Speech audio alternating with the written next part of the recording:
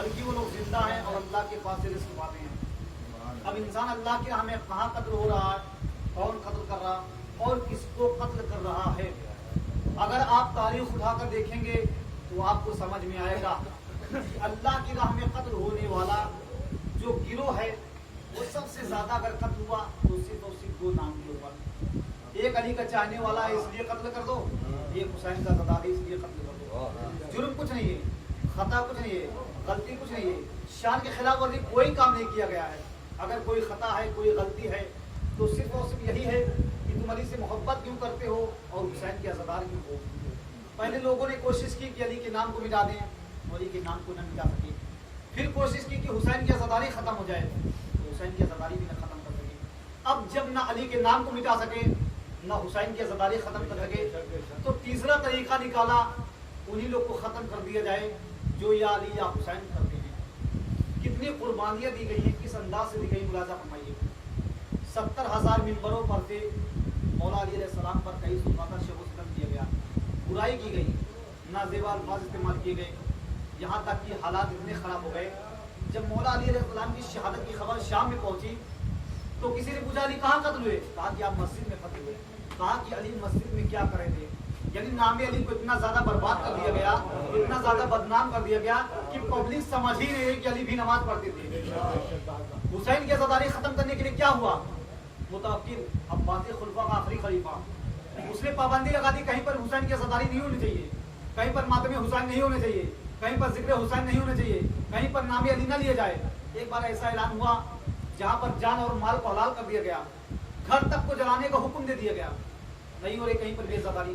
मुतवक्किल खुश हो गया, देखो हमारा पावर इतना है, हमारा खिलार इतना है, हमारे अंदर ताकत इतनी है, हमारे अंदर हुकूमत इतनी है, देखो जो कोई न बंद करा सका वो हमने बंद करा दिया। इसी सोच में घर से निकला जंगल में, क्या देखा कि एक माँ है जो अपने बेटे से कह रही या हुसैन को मेरे लाल, सामने छोटा सा ताजिया रखा हुआ, अपने बेटे से कह रही या हुसैन को मेरे लाल। मुतवक्किल ने जब ये देखा तो उसने बरजस्ता खुद कहा, आज से मैं कह रहा हूँ कभी भी कोई इंसान नामे हुसैन मिटा नहीं सकता, कभी भी कोई इंसान जिक्र हुसैन मिटा नहीं सकता। आज तारीख उठाकर देख लीजिए, जो नामे हुसैन को मिटाने वाले थे आज न उनकी कब्रों पता है, न नस्लों पता है, न हुकूमत पता है, न खिलाफ पता है, न ताकतों पता है, न नस्लों पता है, न कब्रों पता है। लेकिन जो आले मोहम्मद कल गरीब थे वो सिर्फ मदीने में गरीब थे, लेकिन अगर आज पूरे कायनात में सदा गुजरी तो सिर्फ या हुसैन की सदा गुजरी। सुभान अल्लाह।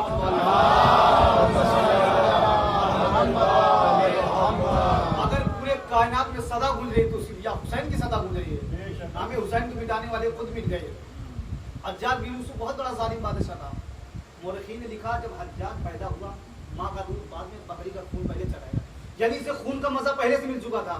बैठा हुआ था ऐसे दरबार में, कह रहा था मेरे हुकूमत में अली का कोई चाहने वाला नहीं, सब खत्म हो गए, सब कत्ल कर दिए गए, अब कोई नहीं बचा हुआ है। ऐसे बैठा हुआ था, किसी ने कहा नहीं ये है जिसका जवाब ही नहीं। कहा कौन? कहा कंबर। ऐसा है कि जब अली नमाज पढ़ने के लिए जाते थे तो कंबर वजू का पानी रखते थे, गुलामी किया करते थे। कहा अच्छा बुला के लाओ कंबर को। रिवायत बताती जब जनाबे कंबर को दरबार में पकड़ कर लाया गया तो हज्जाज बिन यूसुफ ने कहा कंबर क्या तुम अली की गुलामी किया करते थे? कहा हाँ। कहा जानते तुम्हें कोई नहीं बचा पाएगा। जनाबे कंबर ने बरजस्ता एक ही जुमला कहा, सदका मौलाई, मेरे मौला ने सच कहा था। कहा तेरे मौला ने क्या कहा था? कहा मेरे मौला ने यही कहा था कि मेरा कत्ल तेरे हाथों होगा। कहा अच्छा तो अब मरने के लिए तैयार हो जाओ। अब जनाबे कंबर चाहते तो यहाँ तकैया इख्तियार कर सकते थे। भाई तकैया इसी का नाम है जहाँ पर आपकी जान और माल खतरे में हो, जालिम जो कह रहा कह दो तुम्हारी जान बच जाएगी। लेकिन जनाबे कंबर ने तकैया इख्तियार नहीं किया। जुमले की कदर करिएगा, जनाबे कंबर ने तकैया इख्तियार नहीं किया, बल्कि जनाबे कंबर ने कहा देखो हज्जाज हर मसले में तकैया हो सकता है लेकिन मोहब्बत अली में नहीं। मोहब्बत अली नाम ही इस चीज का है। दुश्मन की सुने कौन है अली का चाहने वाला। कहा अच्छा तो अब मरने के लिए तैयार हो जाओ।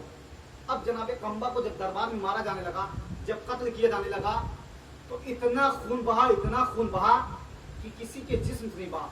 एक बता हज्जाज बिन यूसुफ ने कहने लगा देखो भाई अगर किसी के ऊपर मौत का खौफ हो, किसी के ऊपर मौत सवार हो तो उसका खून ऑटोमेटिक खड़ जाता है। भाई खुदा न खास्ता अगर कोई मेरे ऊपर तलवार लेकर सवार हो जाए, कहते मौलाना का गला काट देंगे, मेरा खून तो खून थूक भी सूख जाएगा। लेकिन ये कंबर है, इन्हें कत्ल करने के बाद इतना खून बहा, इतना किसी के जिस्म से नहीं बहा, समझ में नहीं आता। एक मतलब पब्लिक को इकट्ठा किया, लोगों को बुलाया, भाई देखो अगर किसी को कत्ल किया जाता है तो उसका खून भर जाता है, लेकिन ये कंबर है, इन्हें कत्ल करने के बाद इतना खून बहा, इतना किसी के जिस्म से नहीं बहा, समझ में नहीं आता। एक मतलब लोगों ने कहा देखो हज्जाज अगर जान बख्शेगा जवाब मिल जाएगा, कहा जान बख्शता हूँ जवाब दे दो। एक मतलब लोगों ने कहा देखो हज्जाज खून सूखा उस वक्त करता है जब मौत का खौफ हो, अगर शहादत की खुशी हो। खून सूखा नहीं करता बल्कि बढ़ा करता है। मोहब्बत एक नामी चीज का है कि दुश्मन भी सुने कौन है अली का चाहने वाला। एक सलवात पढ़ते मोहम्मद।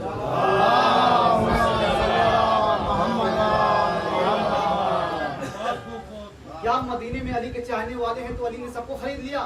नहीं, कंबर मदीने के रहने वाले ही नहीं थे, अफ्रीका के रहने वाले थे। नाम भी इनका कंबर नहीं था बल्कि बत्ता था। कंबर के वालिद बहुत बड़े बादशाह थे अफ्रीका के। वालिद का इंतकाल हो गया, अभी कंबर बचपन का आलम है, वालिद का इंतकाल हो गया, हुकूमत चचा के हाथ में आ गई। कंबर अभी बालिग नहीं थे, छोटे थे। हुकूमत जब चचा के हाथ में आ गई तो अब धीरे धीरे कंबर अभी जवान हो रहे हैं, बड़े हो रहे हैं, धीरे धीरे इनके चचा की लड़की भी बड़ी हो रही है।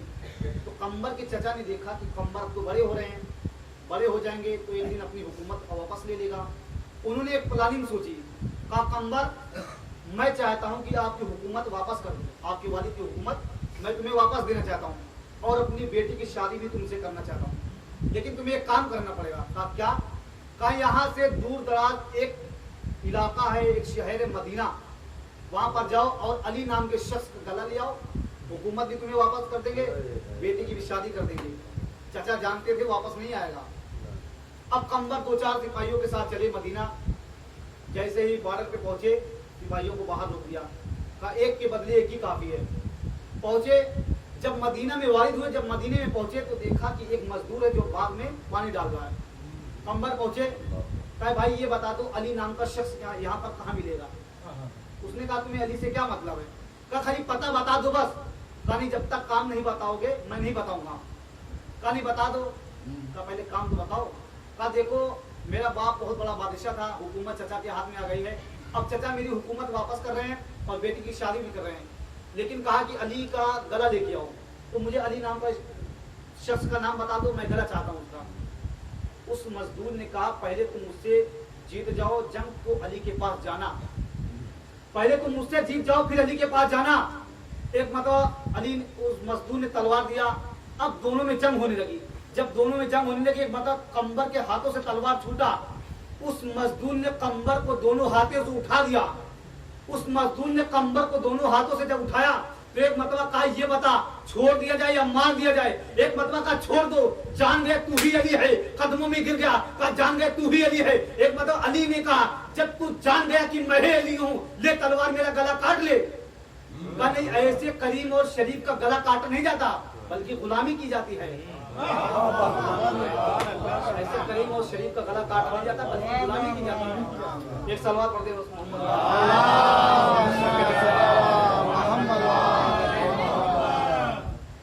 एक शख्स था मिस्र का, उसने गुस्से में बीवी को तलाक दे दिया। मसला मौलवियों से मालूम किया, मुतमईन न हुआ। सफर किया मदीने का ताकि वारिस रसूल से अपना मसला हल करें।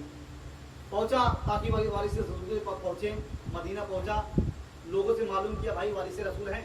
लोगों ने दरबार का पता बताया। पहुंचा दरबार में, दरबार वाले से पूछा कि मैं मिस्र से आ रहा हूँ, सारी जिंदगी मैंने मोहम्मद को देखा नहीं, ये मजहब ये दीन मुझे अच्छा लगा, इस्लाम मिस्र में गया, मुझे मजहब अच्छा लगा, दीन अच्छा लगा, मैंने कलमा पढ़ लिया, मुसलमान हो गया हूँ, लेकिन मसला यह है कि गुस्से में मैंने बीवी को तलाक दे दिया है, मसला हासिल करने आऊँ। उसने कहा तू यहाँ बैठ जा, अभी शाम को मौलवी आएंगे, तुम उनसे मसला रखना।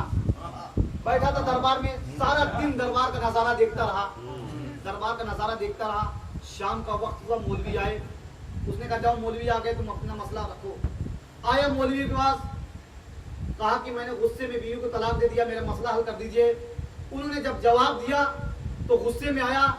आने के बाद बादशाह के पास गया और कहने लगा न उनका ताल्लुक गैरत से है न तुम्हारा ताल्लुक गैरत से है। न उनका ताल्लुक गैरत से है, न उनका ताल्लुक गैरत से है, तेरा ताल्लुक गैरत से है। उसने दाढ़ी को नोचा, कहा वाय हो मुझ पर, मैंने मोहम्मद का कलमा पढ़ लिया, इस्लाम कबूल कर लिया, ये दीन झूठा है, ये मजहब झूठा है, ये दीन झूठा है। ये कह करके दरबार से निकल रहा था, ये कह करके दरबार से निकल रहा था। सादिक आले मोहम्मद के नौकर ने कलाई को पकड़ा, कहा खबरदार, वारिस ये नहीं है, वारिस कोई और है। वारिस ये नहीं है, वारिस कोई और है। कहा वारिस कहाँ पर है? कहा वारिस को कैद कर लिया गया 5 दिन में। कहा क्यों? कहा उनके इल्म की वजह से उन्हें कैद किया गया। कहा अच्छा, कहा तब तो वो सच्चे होंगे। कहा कैसे पता? कहा जिसे कैद किया गया है वो सच्चा हो सकता है, झूठा नहीं हो सकता। कहा अब तो मैं मुलाकात करके जाऊंगा, अब तो मैं मिल के जाऊंगा और अपना मसला भी मालूम करके जाऊंगा। कहा कि तुम नहीं मिल सकते। कहा क्यों? कहा इसलिए कि सिपाहियों का पहरा लगा हुआ है, छतों पर सिपाही हैं, गलियों में सिपाही हैं, तुम मुलाकात नहीं कर सकते मौला से। कहा नहीं, अब तो मिल के जाऊंगा। उसने भी कहा अगर तुम मिलने चलोगे मैं भी मिल लूंगा। कहा क्यों? कहा इसलिए कि बहुत दिन हो गए मौला की मजलिसें सुने हुए, महफिलें सुने हुए, तकरीरें सुने हुए, बहुत दिन हो गए मौला से मुलाकात करने के लिए, लेकिन तुम वहां तक नहीं जा पाओगे। इसलिए सिपाहियों का पहला लगा हुआ है, सिपाही घरों में है, रोज झांकते हैं दीवारों से, कोई मौला से मुलाकात करने के लिए तो नहीं आया, रोज झांकते हैं घरों में। कहा तुम मिल नहीं सकता। वो 3 महीने तक मदीने भटकता रहा, 3 महीने तक भटकता रहा मदीनों में, ताकि मौला से मुलाकात कर सके। 3 महीने हो गए। जब 3 महीने हो गए, थक करके मदीने के बाहर बैठ गया। अब बैठने के बाद दिल ही दिल में दुआ करने लगा, मौला मैं तो 3 महीने तक भटकता रहा आपसे मुलाकात करने के लिए, लेकिन मुलाकात न कर सका। हे मौला, जब तक आपसे मुलाकात न कर लूंगा तब तक मैं यहाँ से जाऊंगा नहीं, चाहे मैं मर जाऊंगा। ये कह ही रहा था कि इसके पीछे से आवाज आई। पीछे मुड़कर देखा तो एक सब्जी वाला जा रहा था। कहा सब्जी ले लो, सब्जी ले लो। इसने देखा भाई कहाँ जा रहे हो? कहा मदीने जा रहा हूँ। कहा वहाँ महल्ले बनी हाशिम में भी जाते हो? कहा हाँ जाता हूँ, मेरा काम ही सब्जी बेचना। अब इसे राह आसान दिखी। कहा सब्जी बेचोगे? कहा सब्जी बेचना मेरा काम ही, सब्जी तो बेचूंगा। कहा पूरी सब्जी खरीदना चाहता हूँ, निकाल लो। कहा लिबास भी बेचो? लिबास भी बेच दिया। अब इसने लिबास पहन करके सब्जी के टोकरे सर पे रखा। देखिए मौला की मोहब्बत में सब्जी फरोश बन गया, जमीन फरोश नहीं बना। अब सब्जी वाला बनकर चला। बॉर्डर पर सिपाहियों ने रोका, कहाँ जा रहे हो? कहा मदीने जा रहा हूँ। कहा जानते हो वहाँ कौन रहता है? कहा मुझे नहीं मालूम, मैं तो सब्जी बेचने वाला हूँ, मुझे नहीं मालूम कौन रहता है। कहा जाओ। पहुंचा दूसरे बॉर्डर पे, फिर सिपाहियों ने रोका, कहाँ जा रहे हो? कहा जा रहा हूँ सब्जी बेचने। कहा जानते हैं यहाँ पर कौन रहता है? कहा नहीं, मुझे नहीं मालूम कौन रहता है, मैं सिर्फ सब्जी बेचने जा रहा हूँ। कहा जाओ। अब ये पहुंचा महल्ले बनी हाशिम में, जहाँ मौला रहते थे। सिपाहियों ने फिर रोका, कहाँ जा रहे हो? कहा जा रहा हूँ महल्ले बनी हाशिम में सब्जी बेचने। कहा जानते हैं यहाँ कौन रहता?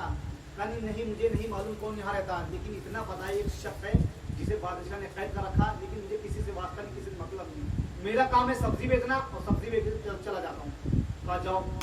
अब सिपाहियों ने जाने दिया। अब महल्ले बनी हाशिम में जैसे दाखिल हुआ, पहुंच रहा था, जैसे मौला के घर के करीब पहुंचा, दरवाजे के पास पहुंचा, आंखों को बंद किया। आंखों को बंद करने के बाद दिल ही दिल में दुआ करने लगा, मौला 3 महीने तक मैं भटकता रहा आपसे मुलाकात करने के लिए, लेकिन मुलाकात न कर सका। हे मौला, अगर मेरे एक कदम आगे बढ़ गए तो मैं दूसरी गली से बाहर चला जाऊंगा, आपसे मुलाकात न कर सकूंगा। मौला 3 महीने हो गए, आज भेष बदल के आया हूँ ताकि आपसे मुलाकात कर लूं। हे मौला 3 महीने हो गए, 3 महीने से भटकता रहा, लेकिन आपसे मुलाकात न कर सका। मौला आज मुलाकात करना चाहता हूँ, लेकिन मौला अगर कदम बढ़ गए फिर नहीं मुलाकात कर सकूंगा। अभी ये कदम को आगे बढ़ा रहा था कि मौला के नौकर ने दरवाजे को खोला, सब्जी वाले इधर आओ, आज मौला सब्जी खुद खरीदेंगे, कल तूने सब्जी खराब दे दिया था। ये खुश हुआ। अब मौला के घर के करीब जाने लगा। जैसे करीब पहुंचने लगा, 2 सिपाही तलवार लेकर आ गए। कहा जा रहे हो? कहा मौला सब्जी खुद आज लेंगे, मौला देख कर सब्जी लेंगे। कहा जाओ, मैं भी चलता हूँ तुम्हारे साथ। अब दोनों सिपाही साथ चले, जाकर के मौला के सहन में बैठा, टोकरी को जमीन पर रखा, इंतजार कर रहा है कि मौला भी पर्दे से बाहर आएंगे तो आज 3 महीने बाद मुलाकात करूंगा। 3 महीने तक भटकता रहा, मुलाकात ना हो सकी, आज मुलाकात करूंगा। खुश था, आज मौला को देखूंगा। अभी बैठा। अब मौला पर्दे से जैसे बाहर आए तो उसके करीब बैठे। करीब बैठने के जैसे मौला करीब बैठे, अब ये अपने चेहरों को मौला के करीब ले जाना चाहता है ताकि अपने सवालात को पूछे। सवालात इसको याद आ गए, मौला के करीब पहुंचना चाहता है। अभी जैसे बिल्कुल करीब पहुंचा, एक मतलब मौला ने कहा तेरी तलाक हुई नहीं। मौला ने कहा तेरी तलाक हुई नहीं। एक मतलब था, मौला अभी जब मिस्र जाऊंगा तो लोग दलील मांगेंगे, मौला लोग दलील मांगेंगे, मैं कैसे दलील दूंगा? मौला आप दलील बता दीजिए। मौला ने कहा कम वक्त में इतना समझ ले, जब तूने अपनी बीवी को तलाक दिया था तो गुस्से में दिया था। याद रख लेना, गुस्सा होता है हराम, और हराम काम में हलाल काम नहीं होते।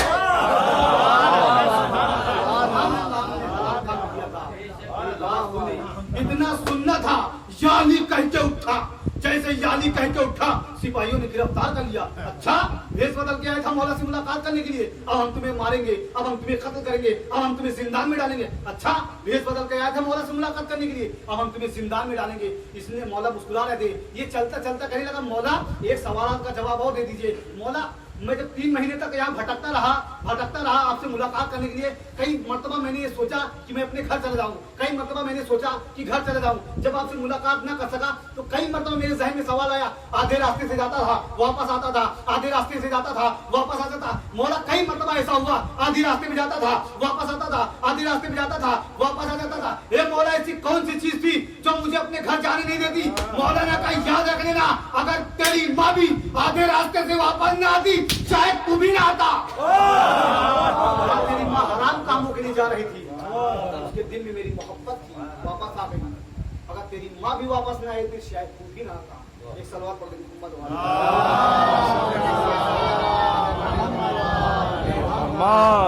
अगर तेरी माँ भी वापस न आई होती, शायद तू भी ना आता।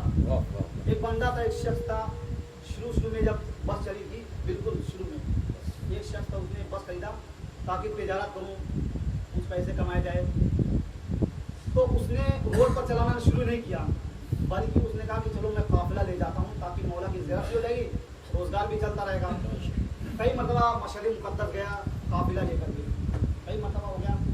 एक दिन 8वें इमाम उसके ख्वाब में आए,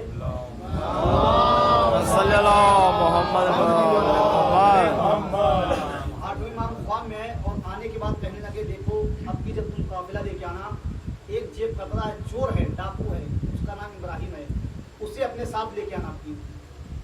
सुबह उठा, उसने ज्यादा तवज्जो नहीं दिया, चोर आदमी कहाँ इमाम रोजे बुलाएंगे, तवज्जो नहीं दिया। दूसरे दिन फिर इमाम ख्वाब में कहा इब्राहिम को लेकर आना, फिर कोई तवज्जो नहीं दी। तीसरे दिन फिर इमाम ख्वाब में आपकी उस जेब कतरे को लेकर आना, आपकी उस डाकू को लेकर आना। इसने सोचा अब तो बात पक्की है, खबर पक्की है। चला, जहाँ पर वो रहता था उस इलाके में पहुंचा, उस शहर में पहुंचा। मशहूर था चोरी करने में, डाका डालने में, पूरा मशहूर था, लोग उसको जानते थे, चोर है। लोगों से मालूमात किया, भाई इसका घर कहाँ है। लोगों ने पता बताया, तो पहुंचा, उसका नाम इब्राहिम था। कहा आपका नाम इब्राहिम है? कहा मेरा नाम इब्राहिम है। कहा मैं काफिला वाफिला ले जाता हूँ, टूर ले जाता हूँ, मैं बस चलाता हूँ। उसने सोचा पैसा उसे कमाने चक्कर में टूर ले जा रहा है। उसने कहा देखो मशहूर मुकद्दस जाना चाहते हो, इमाम का रौज़ा है, मैं चोर आदमी हूँ, डाकू आदमी हूँ, गुनहगार आदमी हूँ, वहाँ मैं कहाँ जाऊँगा? वहाँ मेरी जगह नहीं है, मैं गुनहगार हूँ, चोरी करने वाला हूँ, डाका डालने वाला हूँ, मैं पाक नहीं हूँ। वो मशहूर मुकद्दस है, इमाम का रौज़ा, वहाँ अच्छे लोग जाते हैं, गुनहगार इंसान नहीं जाते। भाई देखो, अगर मैं खुल्ला गुनाह कर रहा हूँ, जाकर गुनाह कर रहा हूँ और आकर यहाँ लिबास पहनकर आपको नसीहतें दूँ, पहले खुद अमल करूँ फिर आपको नसीहतें दूँ, पहले मैं खुद गुनाह को तर्क करूँ फिर नसीहतें दूँ। चोर था लेकिन उसे पता था कि वहाँ हमारी जगह नहीं है। कहने लगा कि मैं टूर ले जाता हूँ, सफर ले जाता हूँ, बस मैंने खरीदी है, चलो। उसने सोचा इसने पैसा वैसा कमाने चक्कर में अपना रोजगार के चक्कर में मुझे कह रहा। तो उसने कहा देखो भाई, मेरे पास 4 रुपए हैं, मैंने फलानी गुड़िया का बटुआ मारा था, ये 4 रुपए है मेरे पास, और तो मेरे पास पैसे से है नहीं। उसने कहा देखो, जब मैं कह रहा हूँ कि तुम मेरे साथ चलो, न तुम्हें पैसे से मतलब है, न तुम्हें खाने से